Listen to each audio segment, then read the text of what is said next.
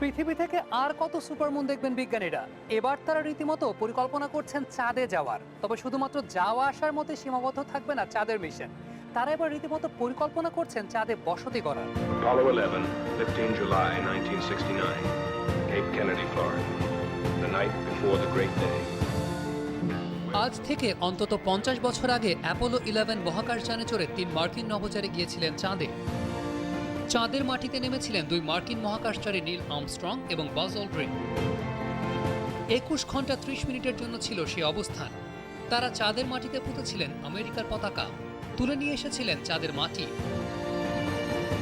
অনেকদিন হয়েছে কেউ চাঁদে যাচ্ছে না বলে আবারও কাজ শুরু করেছে নাসা। খুব শিগগিরই তারা আবার চাঁদে মানুষ পাঠাতে চায়। তবে এবার শুধু পতাকা পুঁতেই আর মাটি তুলে এনেই কাজ শেষ হবে না মার্কিন মহাকাশচারীদের। আরও অনেক জটিল রকমের কাজ করতে হবে চাঁদের মাটিতে নেমে, যাতে আগামী দিনে চাঁদে মানুষ পাঠানো যায় এবং সেখানে মানুষের থাকার জন্য সব বন্দোবস্ত করা যায়। চাঁদকে ট্রান্সপোর্টেশন হাব হিসেবে গড়ে তুলে সেখান থেকে মঙ্গলের মতো ভিনগ্রহে মহাকাশযান পাঠানোর ব্যবস্থা নিয়েও কাজ করবেন তারা। এতে একদিকে ভিনগ্রহ অভিযানের সময় কমবে, অন্যদিকে কমবে জ্বালানির খরচ। চাঁদকে বাসযোগ্য করে তোলার কাজটা এগিয়ে নিতেই নাসার এই পরিকল্পনা।